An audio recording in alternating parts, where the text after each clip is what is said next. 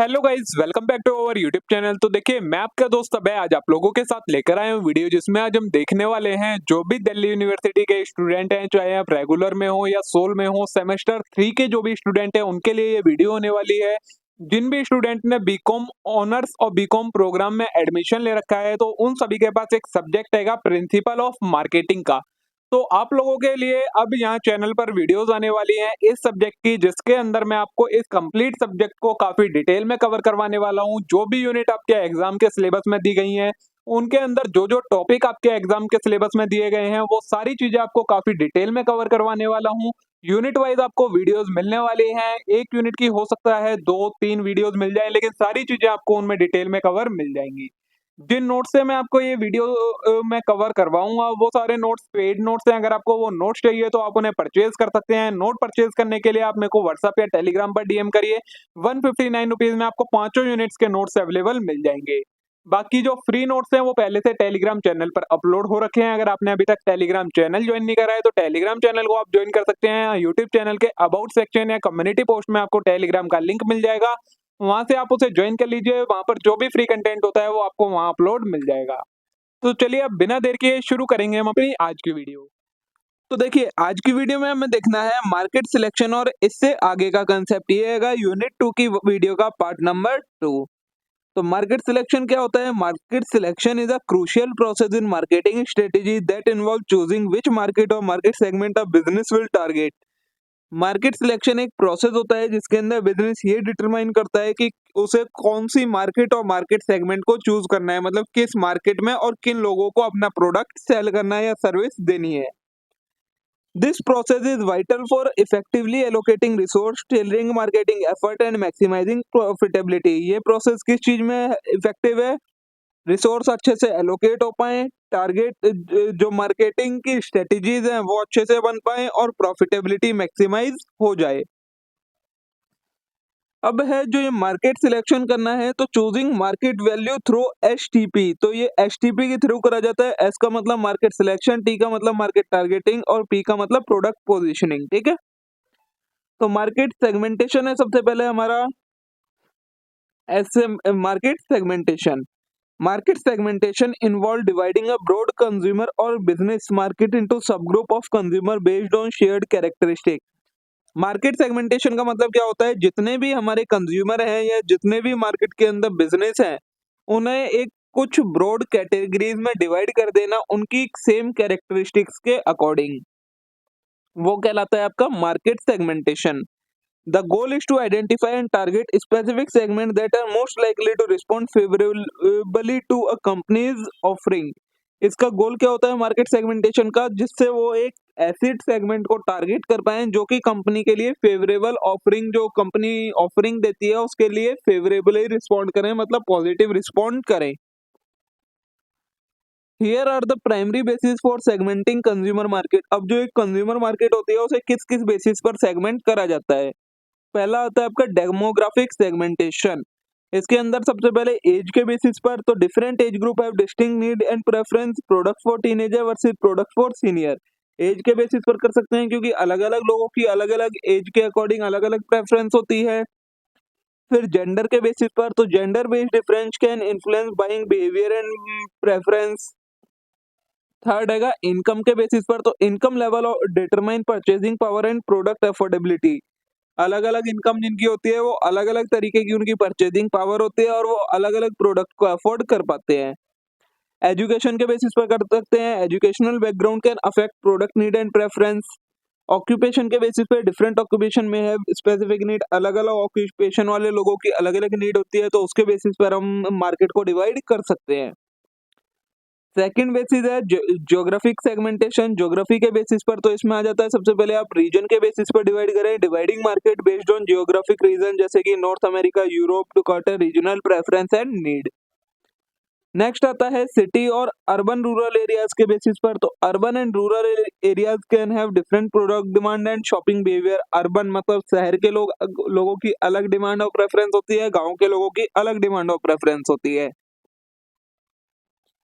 Next है climate के basis पर, तो climate condition can influence product need. जो क्लाइमेट की कंडीशन होती है वो प्रोडक्ट की नीड को इन्फ्लुएंस करती है, तो क्लाइमेट के बेसिस पर भी मार्केट को डिवाइड करा जा सकता है। नेक्स्ट आता है साइकोग्राफिक सेगमेंटेशन। तो इसमें आ जाता है सबसे पहले आपका lifestyle segmenting based on lifestyle choice and activity. Lifestyle choice and activities के बेसिस पर मार्केट को डिवाइड कर देना, जैसे कि active lifestyle versus sedentary lifestyle, health conscious versus indulgent. फिर है वैल्यू एंड बिलीफ के बेसिस पर, तो aligning product with consumer core value and belief. Consumer की वैल्यू और बिलीफ के साथ प्रोडक्ट कितना सिमिलर है उसके बेसिस पर मार्केट को डिवाइड कर देना। Eco friendly product for environmental conscious consumer. Next है पर्सनालिटी ट्रेड के बेसिस पर, तो targeting based on personality trait that for example adventurous customer versus cautious consumer. ठीक है। नेक्स्ट है बिहेवियरल सेगमेंट बिहेवियर के बेसिस पर, तो सबसे पहले बाइंग बिहेवियर आता है segmenting based on purchasing habit and pattern. Purchasing habit और पैटर्न के बेसिस पर डिवाइड करना वो आता है बाइंग बिहेवियर के अंदर, जैसे कि फॉर एग्जांपल फ्रीक्वेंट बायर और ओकेजनल बायर। फिर प्रोडक्ट यूजेस के बेसिस पर differentiating based on how often and in what manner consumer use product. Consumer जो प्रोडक्ट को यूज करता है वो किस तरीके से यूज करता है उसके बेसिस पर डिवाइड करना कहलाता है आपका product users. For example heavy user versus light users. Next है benefits out segmentation based on specific benefit consumer seek from a product. Segmentation किसके बेसिस पर कि जो आपका कंज्यूमर है उसको कितना बेनिफिट मिल रहा है उसके बेसिस पर डिवाइड कर देना कि किस मार्केट सेगमेंट मतलब मार्केट के अंदर ऐसे कौन कौन से कंज्यूमर है जिन्हें ज्यादा बेनिफिट मिल रहा है या कौन से ऐसे हैं जिन्हें कम मिल रहा है उसके बेसिस पर डिवाइड कर देना, जैसे कि क्वालिटी वर्सेस अफोर्डेबिलिटी। नेक्स्ट है ब्रांड लॉयल्टी, तो targeting consumer based on their loyalty to a brand. Consumer को टारगेट करना किसके बेसिस पर कि उनकी ब्रांड के लिए क्या लॉयल्टी है, तो उसके बेसिस पर मार्केट को डिवाइड कर देना। ठीक है। नेक्स्ट आ जाता है हमारा बिहेवियरल कैरेक्टरिस्टिक के बेसिस पर, तो occasion based targeting consumer based on specific occasion और इवेंट। स्पेसिफिक ओकेजन और इवेंट के बेसिस पर मार्केट को डिवाइड कर देना, जैसे कि हॉलीडे गिफ्ट, बर्थडे प्रेजेंट। फिर यूजर के स्टेटस के बेसिस पर, तो differentiating between different type of user. अलग अलग टाइप के यूजर के बेसिस पर डिवाइड कर देना, first time user, regular user, potential user. फिर readiness to buy segmenting based on stage of readiness to make a purchase. Consumer कितना eager है, कितना मतलब रेडी है प्रोडक्ट को खरीदने के लिए उसके बेसिस पर डिवाइड कर देना। तो actively looking for a product versus casually browsing. Next है टेक्नोलॉजिकल सेगमेंटेशन, तो इसमें क्या आ जाता है आपका टेक्नोलॉजी यूजेस के बेसिस पर डिवाइड कर देना, segmenting based on consumer technology uses and adaptation. Consumer किस तरीके से प्रोडक्ट की टेक को यूज कर रहा है और एडॉप्ट कर रहा है, जैसे कि tech savvy user versus less tech inclined user. Next आ जाता है डिवाइस प्रेफरेंस के बेसिस पर, तो targeting based on type of device used. किस टाइप का डिवाइस कंज्यूमर यूज कर रहा है उसके बेसिस पर, जैसे कि smartphone user versus desktop users. Next आता है कल्चरल एंड सोशल फैक्टर। इसमें आपका पहला आता है कल्चरल बैकग्राउंड के बेसिस पर, तो segmenting based on cultural heritage and practice. For example product tailor to specific cultural tradition और फेस्टिवल। फिर है सोशल क्लास के बेसिस पर, तो targeting based on social class और इकोनॉमिक स्टेटस। कंज्यूमर का इकोनॉमिक स्टेटस कैसा है, सोशल क्लास कैसी है उसके बेसिस पर डिवाइड कर देना। वो आता है आपका सोशल क्लास में which can influence purchasing power and preference. इससे भी क्या होता है परचेजिंग पावर और प्रेफरेंस से इन्फ्लुएंस होती है। ठीक है। नेक्स्ट है आपका applying marketing segmentation. Marketing segmentation को अप्लाई कैसे करा जाता है, तो सबसे पहले identify target segment, use the insight from segmentation to identify which segment most attractive and align with your company goal and capability. आपको एक ऐसी सेगमेंट को आइडेंटिफाई करना है जो कि बहुत ज्यादा अट्रैक्टिव हो और आपके कंपनी के गोल एंड कैपेबिलिटीज के साथ अलाइन करती हो।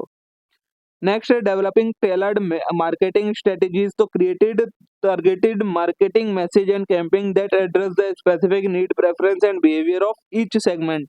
आपको ऐसा मार्केटिंग मैसेज और कैंपेन क्रिएट करना है जो कि स्पेसिफिक नीड प्रेफरेंस और बिहेवियर को एड्रेस करता हो। फिर product and service customisation, adapt product और service to better meet the need of each segment enhancing relevance and appeal. फिर आपको अपने प्रोडक्ट को इस तरीके से क्रिएट करना है, एडेप्ट करना है कि वो जो नीड है मार्केट सेगमेंटेशन की उसे अच्छे से मीट आउट कर पाए। ठीक है, नेक्स्ट है benefit of market segmentation. Benefit क्या होते हैं? तो सबसे पहले enhanced customer satisfaction by addressing specific need and preference, segmentation can lead to higher customer satisfaction and loyalty. अच्छे से अगर आप नीड और प्रेफरेंस को समझ पाएंगे, उनकी ज़रूरतों को पूरा कर पाएंगे कंज्यूमर की, तो इससे क्या होगा, जो कस्टमर का सेटिस्फेक्शन है, जो सेगमेंटेशन के अंदर आपके कस्टमर है उनका सेटिस्फेक्शन बढ़ जाएगा और लॉयल्टी भी बढ़ जाएगी। नेक्स्ट है improved marketing efficiency. Focused marketing effort reduce waste and increase the effectiveness of promotional activity.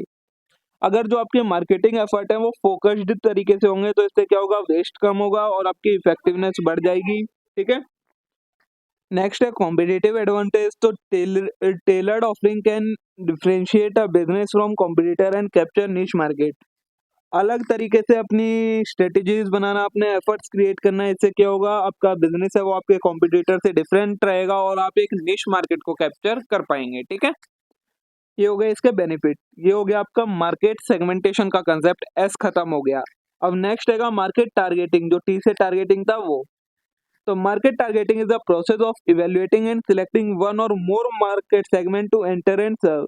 Market targeting में आप क्या करते हैं, एक से ज्यादा मार्केट सेगमेंटेशन जो आपने करी है उन्हें इवेल्युएट करते हैं और उनमें से सिलेक्ट करते हैं ऐसी मार्केट को जहां पर आपको अपनी सर्विसेज को देना है, गुड्स को प्रोवाइड करवाना है, और उन मार्केट में आप एंटर करते हैं और उन्हें सर्व करते हैं। It follows market segmentation where potential customer group are identified and involved deciding which of these segment the company will focus on. ये मार्केट सेगमेंटेशन के बाद ही आती है। मार्केट सेगमेंटेशन में आप क्या करते हैं, पोटेंशियल कस्टमर जिन्हें आपको सर्व करना है आप उन्हें आइडेंटिफाई कर लेते हैं। मार्केट टारगेटिंग के अंदर आप क्या करते हैं, ये डिसाइड करते हैं कि कंपनी को किन सेगमेंट के ऊपर फोकस करना है, किन किन सेगमेंट्स के ऊपर फोकस करना है। Effective market targeting help business allocate resource efficiently, craft relevant marketing strategy and meet specific consumer need. अगर एक अच्छी इफेक्टिव मार्केट टारगेटिंग होगी, इससे क्या होता है, बिजनेस को हेल्प होती है रिसोर्सेज को एफिशिएंटली एलोकेट करने में, अच्छी मार्केटिंग स्ट्रेटजीज बनाने में, और जो कंज्यूमर की नीड है उन्हें मीट आउट करने में। Here are comprehensive look at market targeting. अब मार्केट टारगेटिंग का सबसे पहले प्रोसेस क्या होता है, सबसे फर्स्ट स्टेप आता है इवेल्युएट मार्केट सेगमेंट। जो मार्केट सेगमेंट बनी है उन्हें इवेल्युएट करना। तो segment size and growth, assess the size and potential of each segment, larger and growing segment में ऑफर मोर अपॉर्चुनिटी। सबसे पहले आपको ये देखना है कि किस सेगमेंट के अंदर साइज एंड ग्रोथ मतलब साइज एंड ग्रोथ की पोटेंशियल है, मतलब वो अपने आप को एक्सपेंड कर सकते हैं। फिर segment attractiveness, analyse factor such as profitability, competitive intensity and alignment with company strength. फिर आपको ये देखना है कि उन सेगमेंट में प्रॉफिटेबिलिटी कितनी है, कॉम्पिटिशन की इंटेंसिटी कितनी है, और वो कंपनी के लिए कितने कंपनी की स्ट्रेंथ के साथ अलाइन कर रही है। फिर company objective and resource, ensure the segment align with company's overall goal and the company has resource to effectively serve it. फिर आपको ये देखना है कि जो सेगमेंट है वो कंपनी के ओवरऑल गोल के साथ अलाइन कर रही है और कंपनी के पास रिसोर्सेज हैं कि वो उसे सर्व कर पाएगी।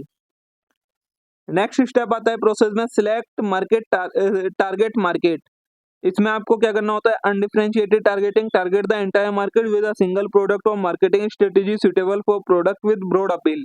आपको पूरी एंटायर मार्केट को एक सिंगल प्रोडक्ट के साथ या मार्केटिंग स्ट्रेटेजी के साथ टारगेट करना है, वो कहलाती है आपकी अनडिफरेंशिएटेड टारगेटिंग। डिफरेंशिएटेड टारगेटिंग क्या होती है, target multiple segment with different product और marketing strategy tailor to each segment need. इसके अंदर आप अलग अलग सेगमेंट को अलग अलग प्रोडक्ट के साथ टारगेट करते हैं। फिर कॉन्सेंट्रेटेड टारगेटिंग, तो focus on a single well defined segment ideal for niche market where the company can specialise and create a strong presence. Concentrated targeting में आप क्या करते हैं, एक ही सेगमेंट के ऊपर फोकस करते हैं, वहीं पर अपने सारे प्रोडक्ट इंट्रोड्यूस करवाते हैं और वहीं पर अपनी स्ट्रॉन्ग प्रेजेंस बनाते हैं। Micro marketing, tailor marketing effort to individual customer और local market providing highly personalised offer. Micro marketing में क्या होता है, कुछ इंडिविजुअल को ही आप टारगेट करते हैं और उन्हें ही अपने प्रोडक्ट और सर्विस प्रोवाइड करवाते हैं। थर्ड स्टेप है डेवलप पोजिशनिंग स्ट्रेटेजी। तो positioning statement, create a clear statement that communicate the product unique benefit and differentiate it from customer competitor. आपको क्या करना है, एक अपनी क्लियर स्टेटमेंट बतानी है जिसमें आप अपने कंज्यूमर को बता पाएँ कि आपके प्रोडक्ट में क्या यूनिक बेनिफिट हैं जिससे वो आपके कॉम्पिटिटर के प्रोडक्ट से अलग है।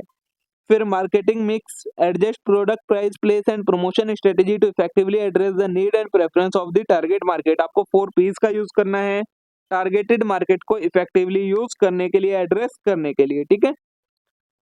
नेक्स्ट है हमारा टारगेट मार्केट सिलेक्शन स्ट्रेटेजी कि आपको किस तरीके की स्ट्रेटेजीज को सिलेक्ट करना है मार्केट सिलेक्शन करते टाइम। तो सबसे पहले अनडिफरेंशिएटेड मार्केटिंग, वैसे तो ये मैं कवर करवा चुका हूँ, पर आपका strategy where a company ignore segment difference and offer a single product to entire market.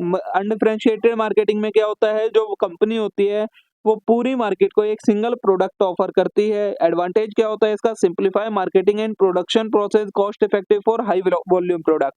इससे क्या होता है, आपकी मार्केटिंग की और प्रोडक्शन प्रोसेस सिंप्लीफाई हो जाता है और हाई वॉल्यूम प्रोडक्ट के लिए ये कॉस्ट इफेक्टिव रहता है।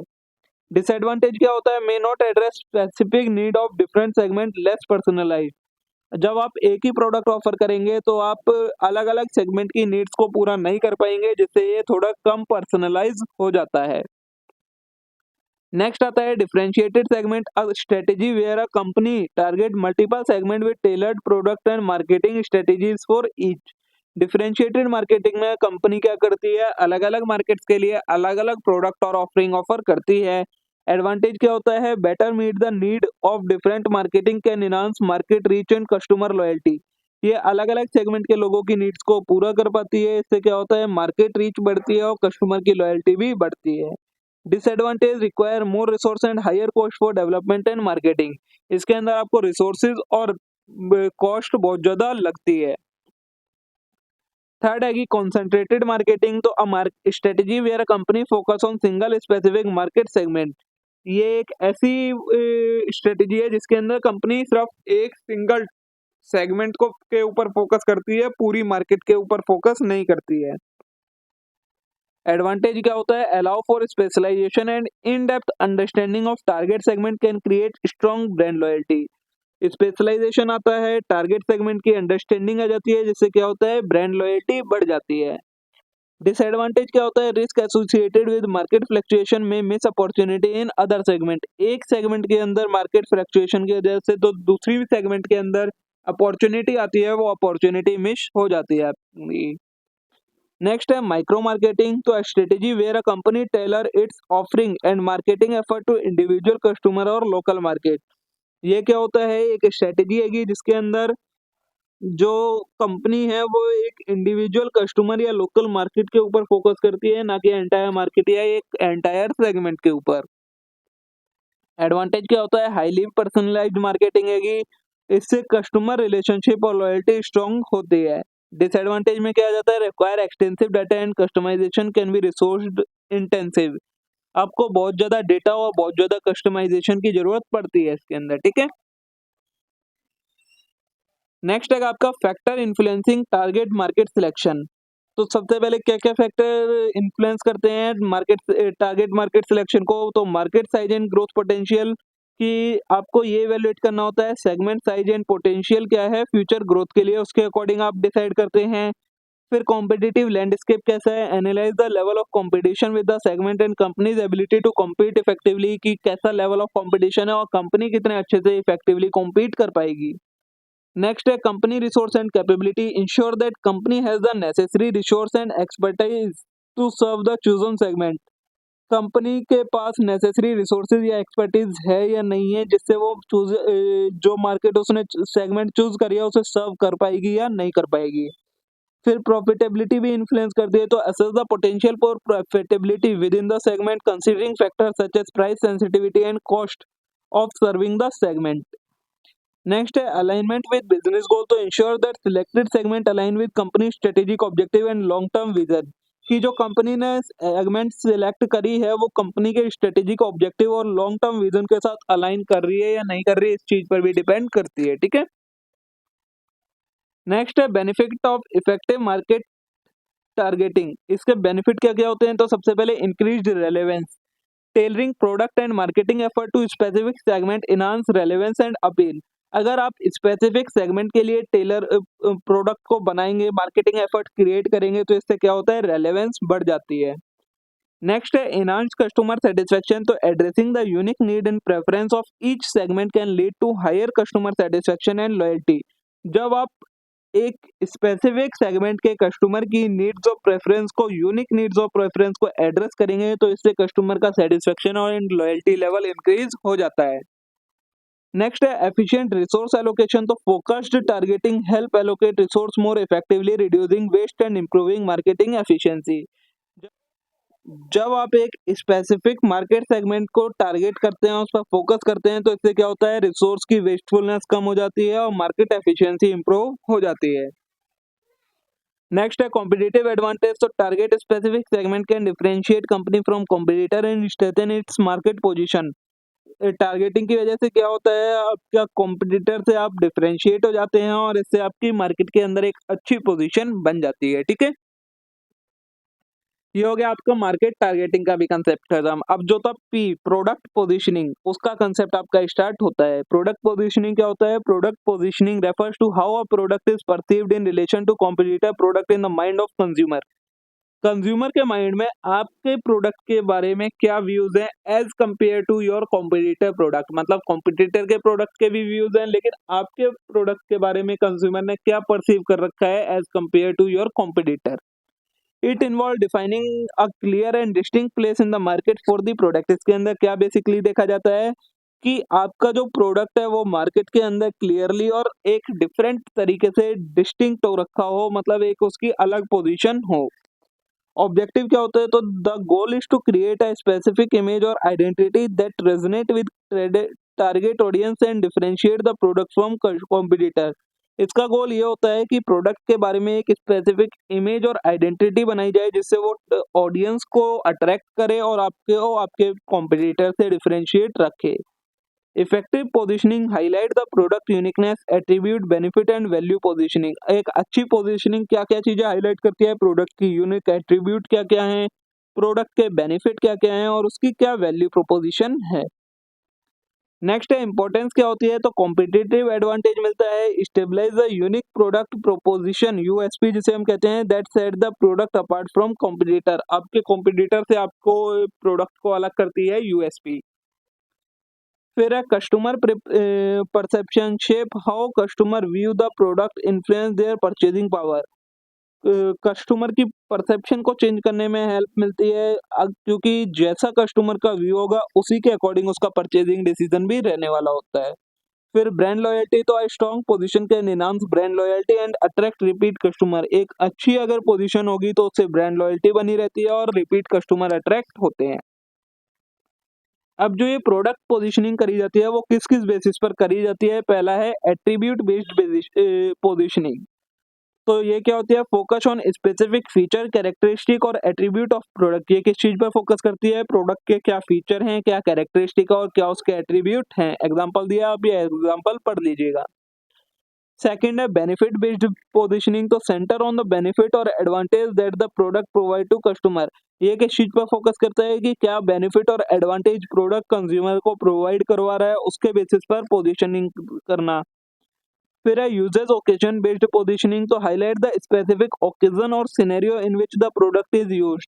इसके अंदर क्या हाईलाइट करना कि किस स्पेसिफिक ओकेजन या सिनेरियो के लिए प्रोडक्ट को यूज किया जा सकता है। फिर user based positioning, target specific type of user और डेमोग्राफिक ग्रुप। अलग एक कुछ स्पेसिफिक टाइप के यूजर और डेमोग्राफिक ग्रुप्स को टारगेट करना। नेक्स्ट है कॉम्पिटिटर बेस्ड पोजीशनिंग। तो position the product in comparison to competitor, often by highlighting the advantage over competitive offering. Product को किस बेसिस पर पोजीशनिंग करना कि आपके कॉम्पिटिटर के कंपैरिजन में आपका प्रोडक्ट कितनी ज्यादा बेनिफिट प्रोवाइड करवा रहा है आपके कंज्यूमर को। नेक्स्ट है क्वालिटी और प्राइस बेस्ड पोजीशनिंग। तो फोकस ऑन प्रोडक्ट क्वालिटी और प्राइसिंग स्ट्रेटेजी। ये किस चीज पर फोकस करती है, प्रोडक्ट की क्वालिटी और उसकी क्या प्राइसिंग स्ट्रेटेजी है। फिर इमोशनल और lifestyle based positioning, appeal to consumer emotion और align with their lifestyle and value. Consumer के इमोशंस को समझना और उनके लाइफस्टाइल और वैल्यू के बेसिस पर प्रोडक्ट को पोजीशन देना। फिर कल्चरल और सोशल पोजीशनिंग, तो टैप्स इनटू कल्चरल, सोशल और ethical value and trends. Next है हमारा topic developing a product positioning strategy. एक प्रोडक्ट पोजीशनिंग स्ट्रेटेजी को किस तरीके से डेवलप करा जा सकता है। तो सबसे पहले identify target market, understand the need, preference and behaviour of target market to tailor the positioning strategy effectively. सबसे पहले आपको जो आपकी टारगेट मार्केट है उसकी नीड, प्रेफरेंस और बिहेवियर को समझना होता है, जिसकी वजह से आप अच्छे से प्रोडक्ट को इफेक्टिवली पोजीशन दे पाएंगे। फिर है एनालाइज कॉम्पिटिटर, तो assess competitor positioning to identify gap and opportunity for differentiation. उसके बाद आपको अपने जो कॉम्पिटिटर है उसकी क्या पोजीशनिंग है उसको एक तरीके से इवेलुएट करना है, जिससे आपको जो गैप्स हैं, जो अपॉर्चुनिटी है उसके बारे में पता लग जाए और आप अपने प्रोडक्ट को डिफरेंशिएट कर पाएं। नेक्स्ट है डिफाइन यूनिक सेलिंग प्रोपोजिशन, जिसे हम यूएसपी कहते हैं। Determine what make the product unique and valuable compare to competitor. फिर आपको ये देखना है कि आपके प्रोडक्ट को ऐसी क्या चीज है जो यूनिक और वैल्यूएबल बना सकती है आपके कॉम्पिटिटर से। फिर क्राफ्टिंग पोजिशनिंग स्टेटमेंट, तो developing a clear and concise statement that outline the product benefit, target audience and positioning in the market. आपको एक क्लियर एंड कॉन्साइज स्टेटमेंट बनानी है जिसके अंदर आपके प्रोडक्ट के बेनिफिट, आपके टारगेटेड ऑडियंस और आपकी पोजीशनिंग इन द मार्केट के बारे में बताया जाए। नेक्स्ट है डेवलप मार्केटिंग मिक्स, तो adjust the product price, place and promotion strategy to support the desired positioning. आपको अपने प्रोडक्ट के प्राइस, प्लेस एंड प्रमोशन को इस तरीके से एडजस्ट करना है जिससे जो आपको डिजायर्ड पोजीशनिंग चाहिए वो आपको मिलने में मदद हो। नेक्स्ट है कम्युनिकेट पोजीशनिंग, तो ensure all marketing communication consistently reinforce the positioning strategy through advertising, packaging and other promotional effort. आपको कई सारी मार्केटिंग कम्युनिकेशन का यूज करना है जिससे आप अपनी पोजीशनिंग को अपने कंज्यूमर तक कम्युनिकेट कर पाएं, जिसमें आप एडवर्टाइजिंग, पैकेजिंग और प्रमोशनल एफर्ट्स का यूज कर सकते हैं। नेक्स्ट है मॉनिटर एंड एडजस्ट, तो continuously assess market response and make adjustment to the positioning strategy as needed based on feedback and changing market condition. आपको अपनी मार्केट पोजीशनिंग को कंटिन्यूअसली असेस करते रहना है और उसमें एडजस्टमेंट करते रहना चाहिए, जो जो आपको फीडबैक मिलती जाए, जो जो मार्केट की कंडीशन में चेंज आते जाएं, उसके अकॉर्डिंग आपको अपनी फीडबैक लेते रहने हैं कि क्या क्या चेंज आ रहे हैं, उसके अकॉर्डिंग आपको अपनी मार्केट पोजीशनिंग में भी चेंज करते रहना है। ठीक है, तो देखिए दोस्तों, यहाँ पर हमारी यूनिट नंबर 2 कंप्लीट हो जाती है। जितने भी इंपॉर्टेंट कॉन्सेप्ट थे, जो जो आपके एग्जाम के लिए रेलेवेंट थे, सारी चीजें मैंने आपको कवर करवा दी हैं। होप सो आप सभी के लिए वीडियो यूजफुल रही होगी। वीडियो अच्छी लगी हो वीडियो को लाइक करना मत भूलिएगा। चैनल को जरूर सब्सक्राइब कर लेना इस टाइप के और कंटेंट के लिए। अब हम मिलते हैं नेक्स्ट वीडियो में। Thank you.